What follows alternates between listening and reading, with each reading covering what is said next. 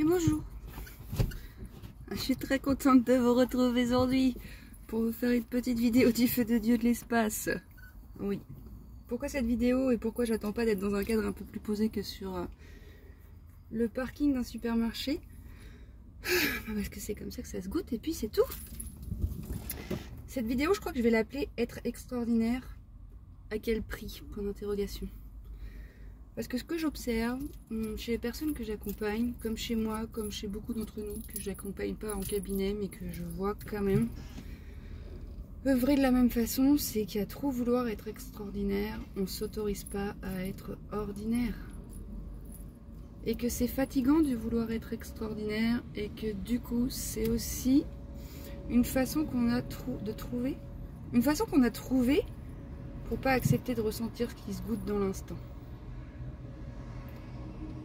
Et en fait, je vois beaucoup de personnes sous couvert de compréhension spirituelle ou sous couvert de compréhension des blessures ou quoi qu'est-ce, et pour avoir été longtemps comme ça aussi, de je comprends ma réaction parce que moi j'ai vécu ça, donc je sais bien que, mais n'en demeure pas moins que quand je suis dans cet espace-là mental, je ne suis pas dans mon corps en train de faire circuler ce qui est là, aussi inconfortable que ce soit.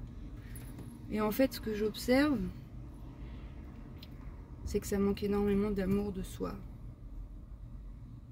Et qu'on ne sait pas s'aimer soi. Et qu'on croit que pour être aimable et aimé, il faut être extraordinaire. Il faut changer le monde, il faut avoir des pratiques spécifiques, il faut avoir une conduite, une hygiène de vie irréprochable. Mais ça nous enferme dans des comportements qui vont pas forcément dans le sens du vivant au moment même où ça se goûte, quoi. Et si vous saviez à quel point, en fait, ça peut énormément soulager juste d'accepter la situation. Mais quand on accepte la situation, ça ne veut pas dire depuis un espace mental. Ça veut dire depuis un espace corporel. On s'aime suffisamment pour aussi accepter d'expérimenter ça. Et on n'entre pas en résistance avec ce qui est proposé. Et en fait, voilà. Il y a soit l'amour, où on accepte de goûter tout ce qui se goûte, aussi inconfortable que ce soit, parce qu'il y a vraiment des expériences qui sont inconfortables et qui nous ramènent dans des espaces intérieurs qui ont cruellement manqué d'amour. Et donc ils sont assez souffrants à recevoir. Et en plus on n'a pas forcément été habitué à s'aimer. Peut-être même qu'on nous a aimés étant enfant quand on n'était pas ce qu'on était. Et qu'alors aujourd'hui être qui nous sommes c'est compliqué. Parce qu'il y a la peur inconsciente d'être rejeté, de ne pas être aimé. Mais quand on continue d'alimenter ce schéma qui a été souvent emprunté dans l'enfance, on continue d'alimenter le manque d'amour en soi. Et t'es pas plus aimable quand t'es au cœur d'une tempête que quand t'es lumineux. Et c'est ça qui est fou, c'est qu'on associe le fait d'être lumineux ou éveillé à certaines façons d'être. Mais du coup, si c'est certaines façons d'être qui justifient le fait d'être lumineux et éveillé, ça veut dire quoi? Quand on n'est pas dans certains espaces relatifs à quelqu'un qui serait éveillé, on n'est pas aimable. Mais du coup, vraiment, la spiritualité, pour moi, c'est un très gros piège, hein, parce que j'observe que sous couvert d'une connaissance relative à plutôt des enseignements de maîtres, mais on n'est pas tous destinés à être des maîtres, et puis on est tous une seule et même chose, et on se goûte tous de façon différente, quoi.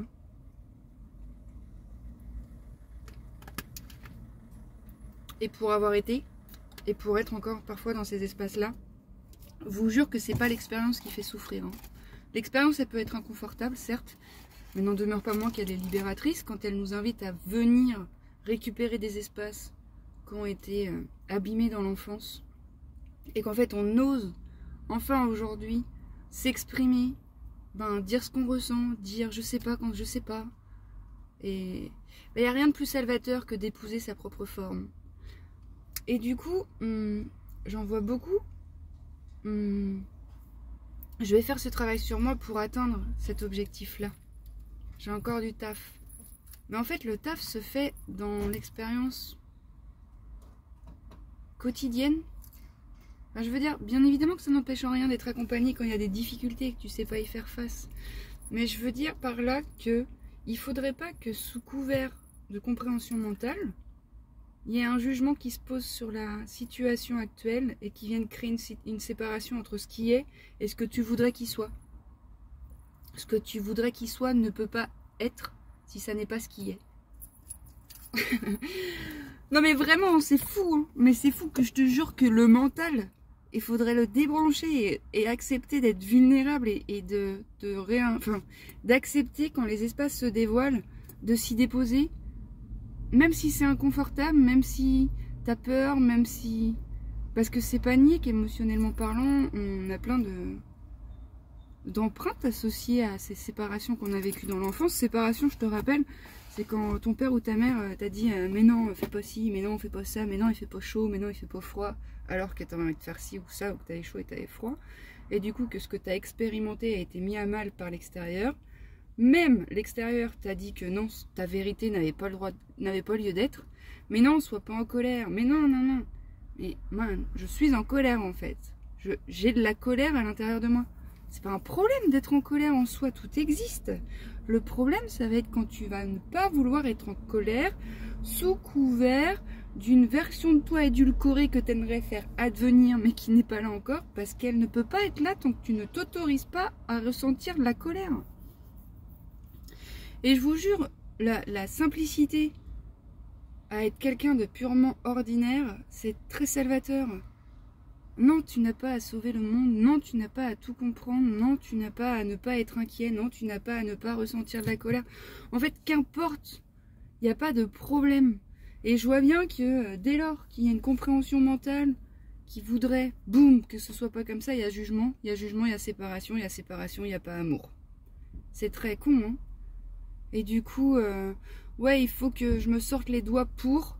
Mais c'est d'une violence extrême en fait. Tu n'as pas à te sortir les doigts pour, tu as à t'accueillir dans tout ce que tu es. Mais ça m'émotionne parce que je vois vraiment beaucoup de personnes souffrir à cause de jugements. Et moi-même encore parfois je souffre terriblement parce que au cœur même d'une expérience dite jugée pas reluisante par mon petit ego spirituel qui voudrait que j'ai compris certaines choses et que je ne vive pas ça. Mais c'est d'une souffrance incommensurable en fait. Parce que c'est ce que je suis en train de vivre. Donc, dire non à ce qui est, c'est la pire des souffrances. C'est pas l'expérience en elle-même qui, elle, a son sens, même si tu ne le comprends pas d'un point de vue humain. Énergétiquement parlant, t'as pas le choix sur ce qui se joue. Mais il y a un réel manque d'amour à l'intérieur de beaucoup d'entre nous qui a besoin de la validation extérieure et qui a besoin d'être reconnu. Et du coup, vu que il y a un gros dogme spirituel sur comment être éveillé. Si tu es éveillé, c'est ça, les 12 signes qui font de toi une personne éveillée. Tu médites, tu manges bio, tu fais du sport, tu es éveillé. Tu fumes, tu bois des coups de temps en temps, tu médites pas, t'es pas éveillé. Mais non, mais en fait, être éveillé, ça veut rien dire, tu vois. Être éveillé, ça veut rien dire. C'est pas... Non. La spiritualité s'incarne dans un quotidien d'une simplicité et d'une ordinarité incroyable. Et c'est ça qui est compliqué à accepter pour notre personnage qui s'est tellement extériorisé de lui parce que trop de souffrance et qui depuis l'extérieur juge le petit personnage parce qu'il y a un but à atteindre, un objectif à atteindre et tant que tu l'as pas atteint, c'est que tu n'as rien compris. C'est pas comme ça que ça se joue. Et ça fait mal, mal, mal. Moi je veux te dire des espaces en moi qui sont pas éveillés, j'en ai plein. Et ce n'est pas un problème pour moi. C'est la façon dont je me goûte. C'est la façon dont le vivant me traverse à ce moment-là. Et c'est parfait comme ça. Mais vraiment, je vais vous témoigner juste un truc en 2, 2, 3. Moi, j'ai l'habitude de traverser des espaces inconfortables et ça me gêne pas. Et des fois, j'arrive à prendre soin de moi, puis des fois, je me fais embarquer. Et quand je prends soin de moi, ça me dérange pas de passer 2 jours au lit à reposer mon corps physique, à pleurer, à écrire, à rien comprendre, parce que je sais que c'est passager et que c'est comme ça que ça se goûte. Et la seule chose qui peut venir me faire souffrir dans cet espace-là, c'est le fait que certaines personnes pourraient dire de mon expérience qu'elle est relative à quelqu'un qui n'a pas compris. Ah ouais, mais t'en es encore là? Et je vous jure qu'il n'y a rien de plus souffrant, parce que c'est pas d'être 2 jours au lit en train de pleurer. Moi, je sais que je suis en train de digérer certaines choses, que je suis en train de faire circuler certaines choses. D'ailleurs, des fois, je sais même pas ce qui circule, mais c'est comme ça que ça se goûte et c'est ok. Et pour autant, le jugement, qu'il soit de la part de l'autre ou de moi, après, quand il vient de la part de l'autre, faut surtout pas oublier que c'est une partie d'elle, de cet autre, de cette personne qui parle et qui te sert de toi pour projeter son fonctionnement. Quelqu'un qui n'arrive pas à se recevoir dans ses émotions ou à pleurer ne va pas pouvoir te recevoir quand tu pleures et va peut-être te juger quand tu pleures. Mais c'est pas parce que tu pleures que c'est un problème, c'est parce que tes larmes la ramènent à un espace en elle où elle s'est interdite d'être. Et pourquoi? Je pourrais t'expliquer. Tu me donnes l'histoire de la personne, je peux très bien t'expliquer. La vérité, c'est qu'on s'en fout de la compréhension. La vérité, c'est que répondre présent à ce qui se goûte dans l'instant, c'est la seule façon de se récupérer. Et répondre présent, c'est faire preuve d'amour envers soi. Que tu sois au plein cœur d'une réaction, que tu sois dans un comportement qui te fait du mal, que... C'est pas grave. C'est pas grave. C'est pas grave. C'est qu'il y a quelque chose en toi qui se goûte comme ça et qui s'extériorise comme ça et qui se matérialise comme ça. Mais vraiment, hein, il y a... Alors, je peux t'expliquer aussi pourquoi être extraordinaire, c'est devenu une porte de salut. C'est parce que dans l'ordinarité de nos enfances, on a été rejeté et pas aimé. Donc on ne veut pas réitérer ça. Mais aujourd'hui, on n'est plus enfant.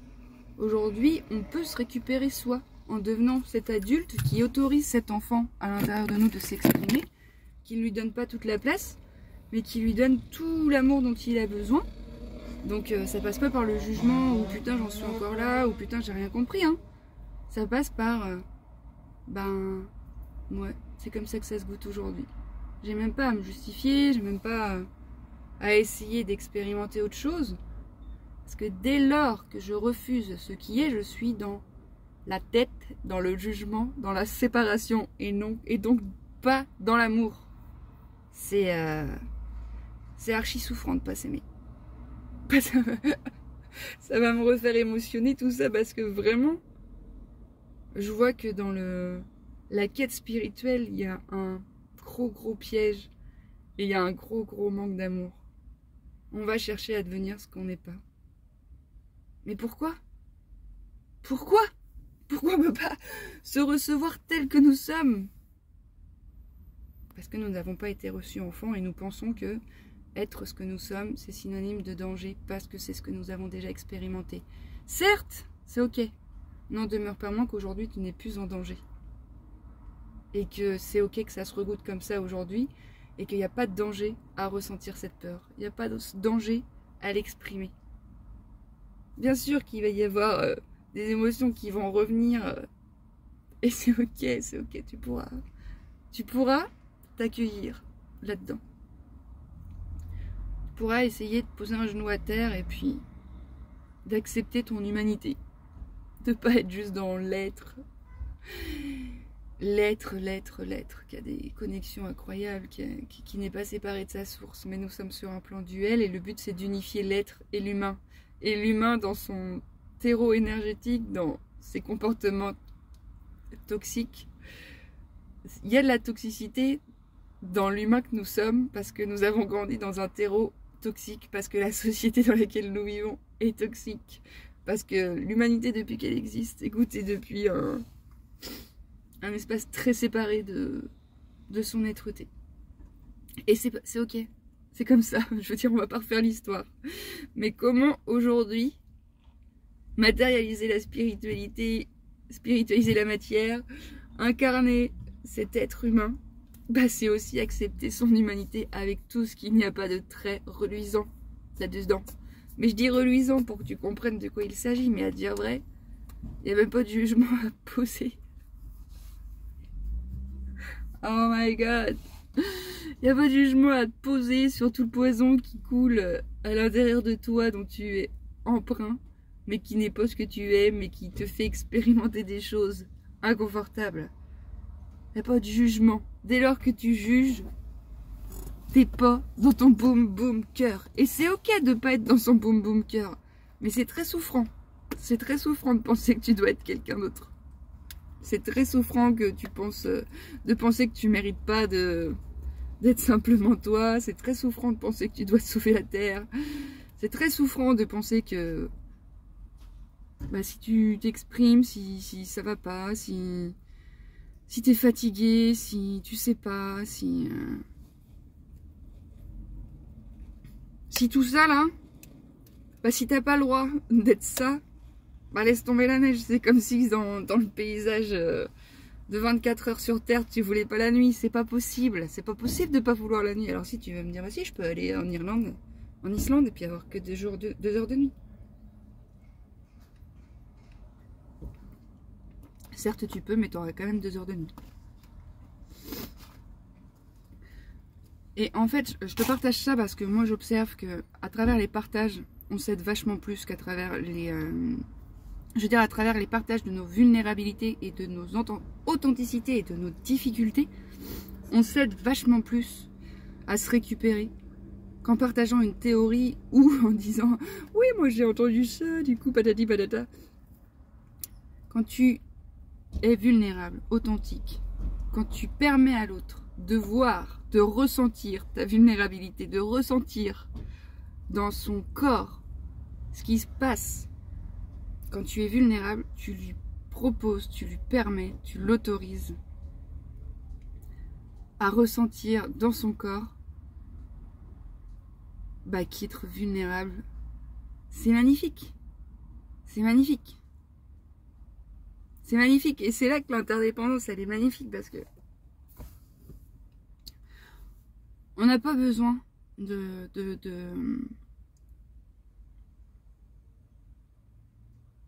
on n'a pas besoin de grand maître, on a besoin de reprendre son pouvoir. Et son pouvoir, c'est l'amour. Et l'amour, c'est s'aimer. Et on peut lire 12 000 bouquins, on peut méditer 12 000 heures par jour, même si c'est pas possible parce qu'il n'y en a que 24 dans une journée.